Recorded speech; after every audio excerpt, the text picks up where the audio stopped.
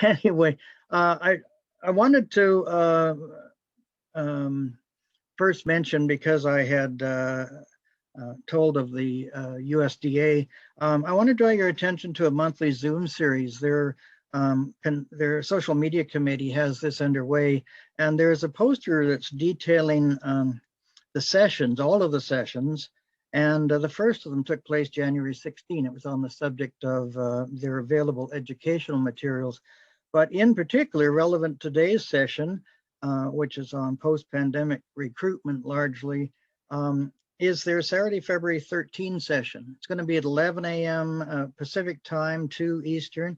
It's entitled Promoting Square Dancing During the Most Challenging of Times. And in particular, featured will be Mike Hogan. Now, he's a square dance caller and a marketing executive for iHeartMedia. So certainly the link to that can be, I'll just say, you can email me for the link, brian@squaredance, all one word, squaredance.bc.ca.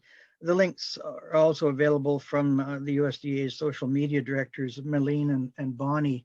But not having my graphic here, I didn't want to have to spell out, but I can pass that to you, brian@squaredance.bc.ca. It's February the 13th, 11 Pacific, 2 Eastern, promoting square dancing during the most challenging of times. Also, I can make available a web address for a full write-up about that session and the full poster. Okay, continuing with the presentation part here. Really, folks, this could be our time. This could be our time and an opportunity to attract newcomers to our dance forums. And of course, that's once it's safe to congregate again. The pandemic that we're still facing has isolated people. It's depriving them of broader social interaction. And since people need people, that really hasn't been good. So we certainly trust that our activity, whether square, round, clog, or contra, is the ideal social recreation. So in the post-pandemic period, we'll have to reach out to the socially starved and welcome them to our dance forums with open arms. We'll have to identify the benefits of participating in dance and give them such a great first experience that they'll be seeking more.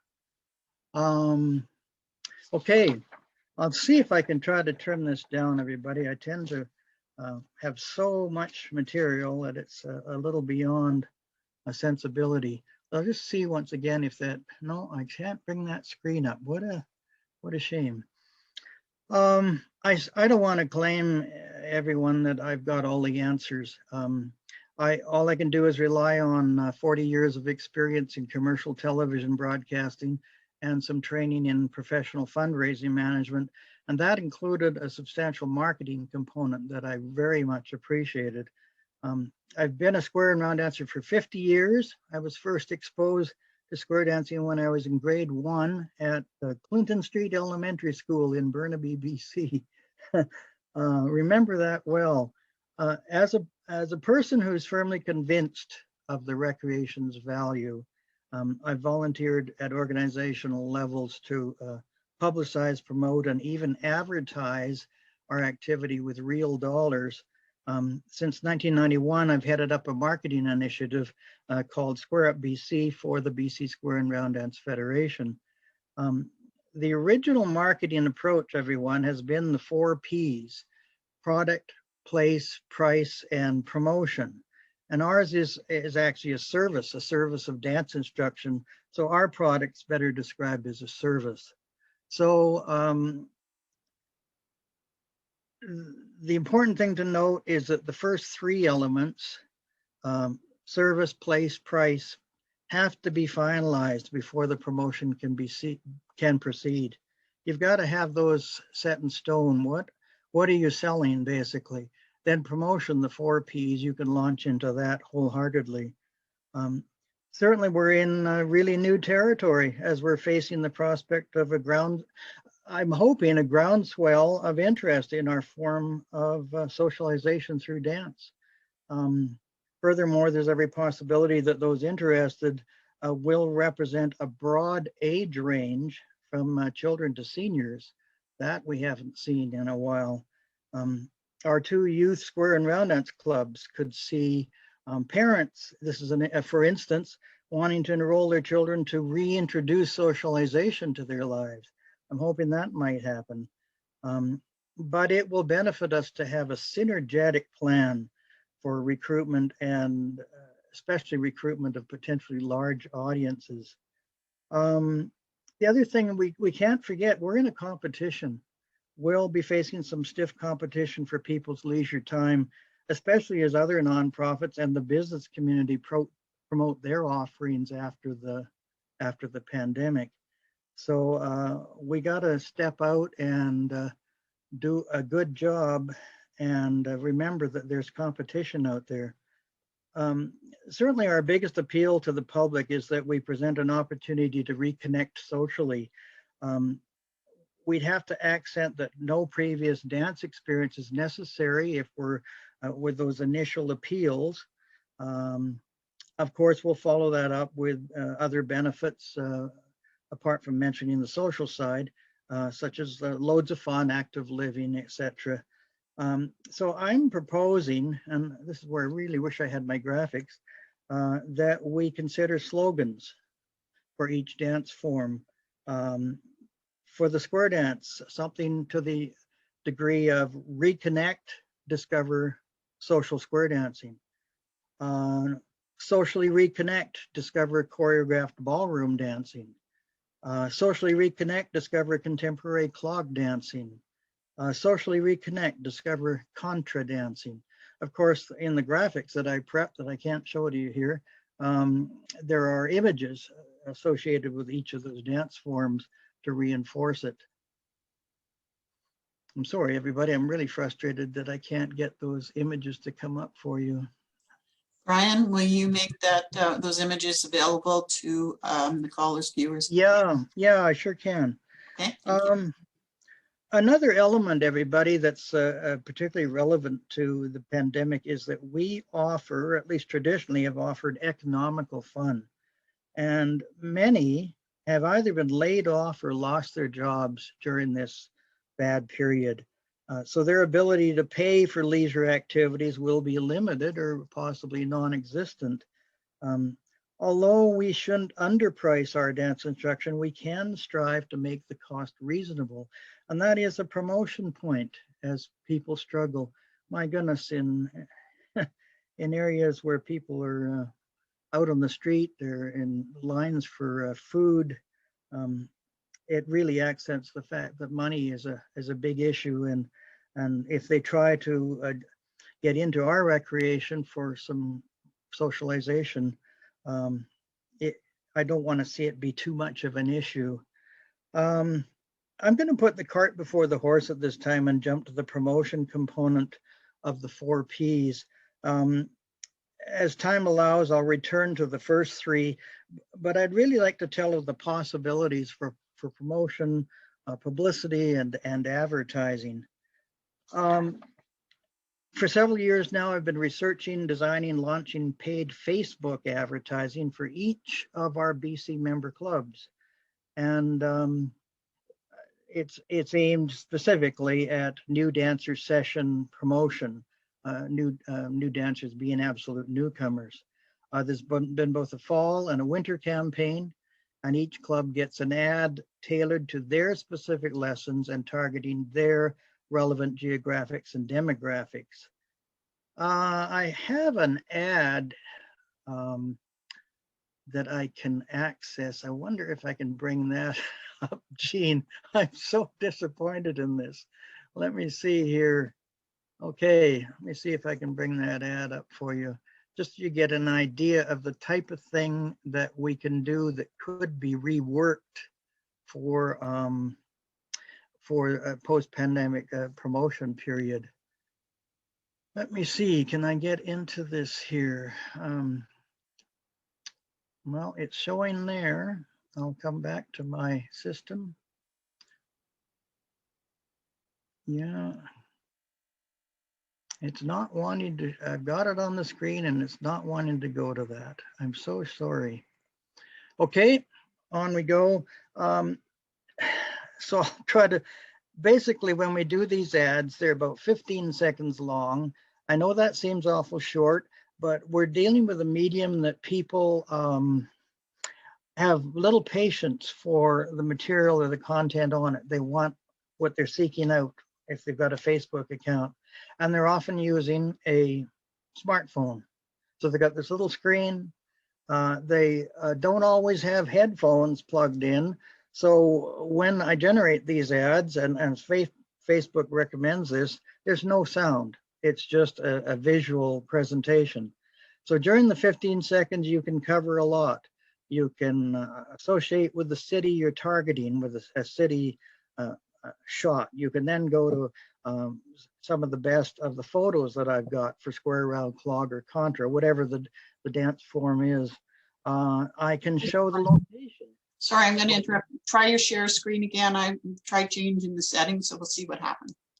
Oh, yeah, it doesn't seem to be there at the moment. Let me just reduce. Okay, I've got the page up on my screen. There we go. And I'll come back to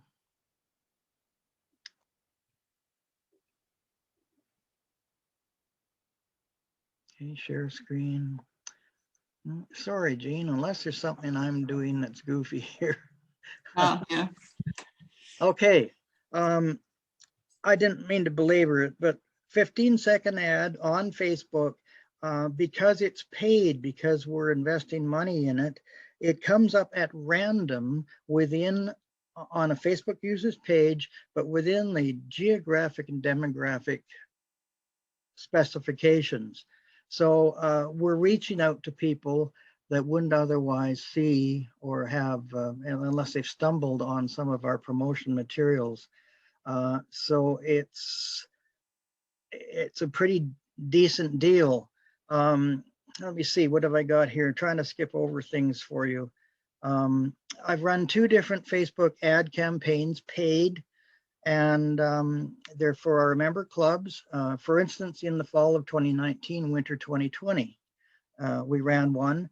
The Federation invested $7,500, but a neat thing is clubs and associations can supplement their allotment from that 7,500 with additional funding, so that gives them more reach, the ads seen more frequently, etc.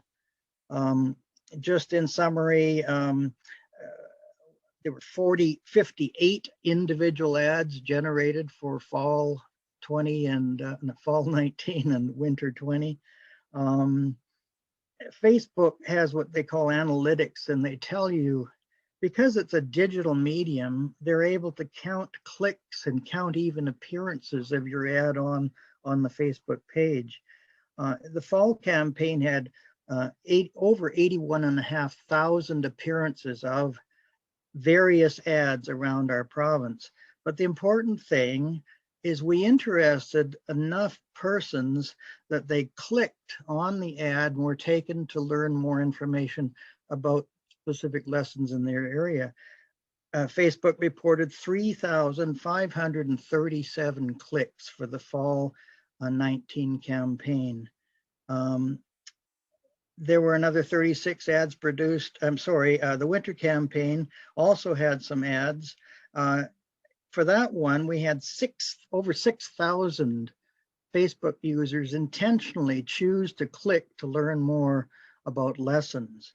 Where they go from there, if they don't show up at the lessons, you've got to ask, was there something wrong with the visuals, with the text? Was there something wrong with the message?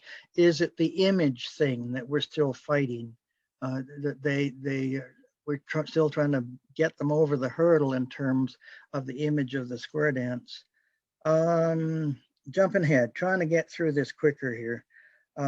Now we're anticipating that we'll run Facebook ads again as the prime vehicle to advertise post-pandemically, to advertise new dancer lessons.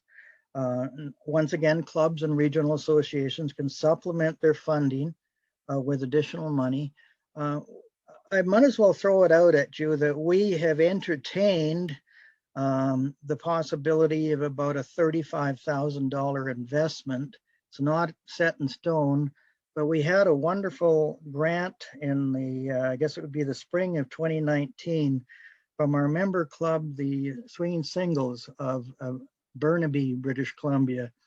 They decided not to establish or maintain a building fund. They had dreams of their own dance facility.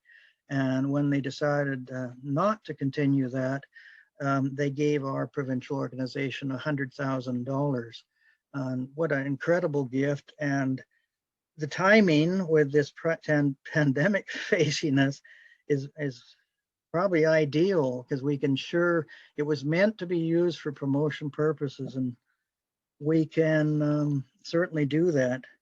I wanted to say, people don't understand this selection of the Facebook platform.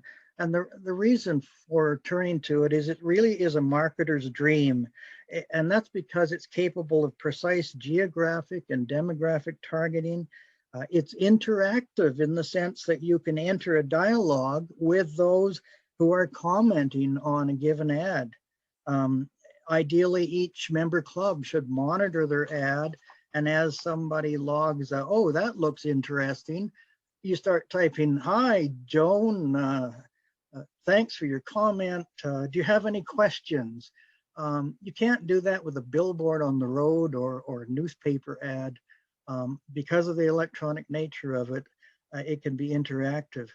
The other thing is, provided that Facebook advertising is accessed by our club, massive redistribution of your particular ad can be done by sharing the ad. So each club member with a Facebook account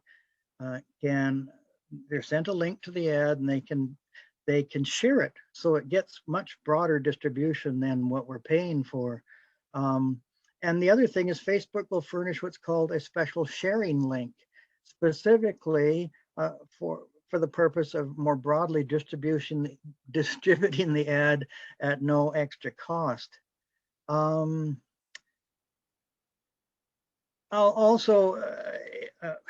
really anxious as we look at post-pandemic promotion.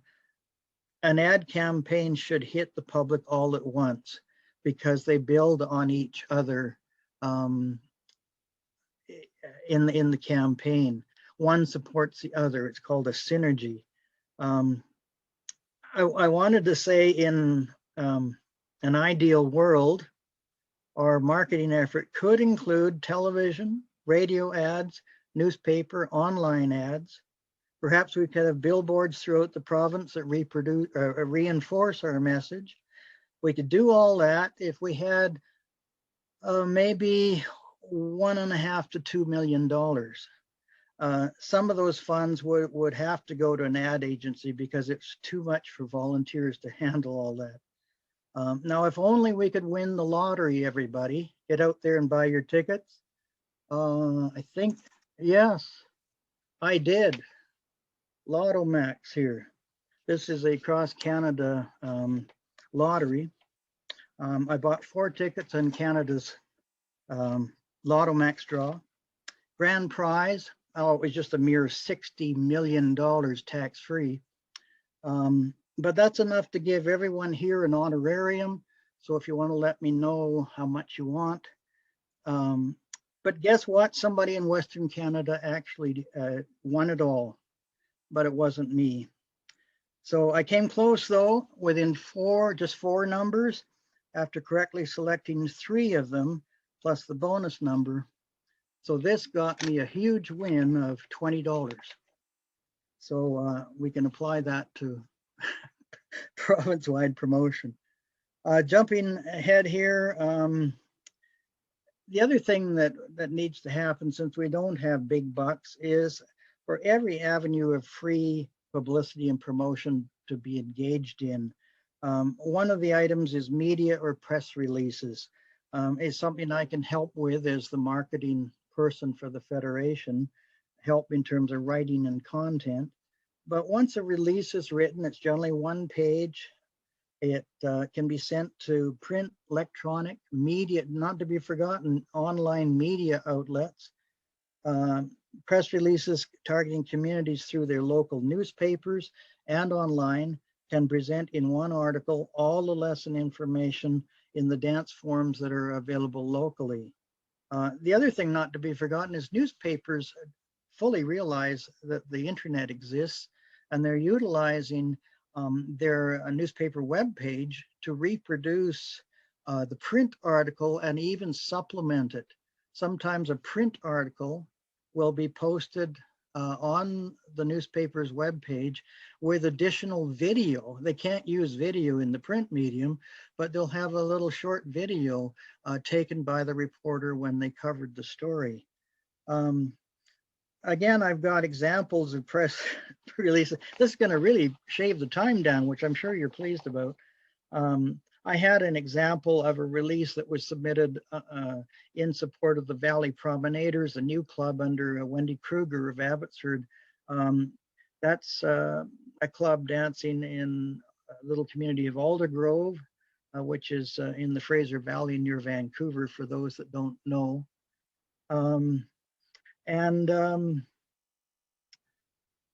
Anyway, I wrote the release, submitted it, and darn if they didn't print it almost word for word, which is great because it was from our perspective. Try to close it up here. Others free stuff, community calendar announcements should always be sent to print and electronic media announcing your lessons, and generally they always have room for a photo. Twitter, every club should have a Twitter account for promo purposes. Posts through Twitter have no cost, and you can announce dance lessons, and you should have what's called hashtags, your city names. Some are using the short code for the local airport in the city, because people go there who have Twitter accounts to look at what's happening in their area. So hashtags are important. The other thing is community events. There are many free public approaches to building awareness and promoting our dance forms, and they can include approaching rec centers, offer big social square dance celebrations. The sky's the limit, because just for instance, you can reconnect communities through introductory dances for churches, service clubs, businesses, corporations. One thing that clubs could consider is paid newspaper advertising. I'm not talking a little teeny write-up, but a display ad, possibly a 5-incher that appears maybe 3-4 times in the local community paper. They are expensive. One of our clubs put out $1,500 to $2,000 for 3 appearances, but they really grab attention and let the readers know that your lessons are happening in the area. I think we're pretty good. I did want to say that British Columbia's had the privilege, with the support of the government of the province, to have issued proclamations every fall. Usually the 3rd week of September is declared Square and Round Dance Week in British Columbia. So to our British Columbia dance community, callers, cuers, dancers, I think we'll aim to secure another proclamation. If lessons are going to be delayed beyond the fall, as might happen, to say the start of the new year, that promotion week could be used at least as a tease of the fun ahead for the residents of British Columbia. That's pretty good. For when we get into discussion period, I've got some questions that maybe discussion can center around. I've got 9 of them here. Thank you, everybody. And as I say, it's our time. I sure hope we can really have a groundswell of new dancer interest in the province. Thank you, Brian. I don't know if you were aware of it, but originally we had scheduled a discussion for marketing, and we found that it was too huge of a project to try and stick into a single little side discussion. So what we're going to do is we will schedule another meeting that focuses just on marketing in BC. Brian will host that meeting, and you'll be able to ask questions, make suggestions, send your information, your suggestions to Brian. And then when we schedule the meeting, you are all welcome to attend and just have a roundtable discussion. Now, if you have any questions for Brian at the moment, I've removed your ability to mute yourself. So if you want to unmute and ask any questions, as long as we don't get too many people asking at the same time. Jean, how long do we have for this? About 7 minutes. Okay. Okay. Now, are we going to the chat to see if people have questions specifically? I have, unless you have private chat, direct ones to you, I have none showing up in the general page. Well, Barb Gannett of Nanaimo, Barb's a wonderful clog dance leader, instructor. She's asking who writes up the ads on Facebook. It's largely myself, not without a huge amount of research. I need each club to give all the particulars, and the word I like to use is perks. For your lesson sessions, what are the particular perks? Like everybody gets a steak dinner at the end of the dance, anything like that? Of course not. She says, does each instructor write up their own? No, I generally do the text portion, Barb, and generally select the photos. By the way, it's a chance to reach out to you callers and Cuers in British Columbia. I still need some fabulous pictures of you. I would propose one of the most appropriate things, since we're advertising you as an entertainer, is a shot against a neutral background, a curtain or a blank wall, well lit, holding a microphone and looking off camera, right? That you can shoot dead on, left, right. And that gives me, when I do these ads, and if it's an ad where we want to show the entertainer for purpose of what do you call relation, identity, it's nice to show who that local person is doing the instruction.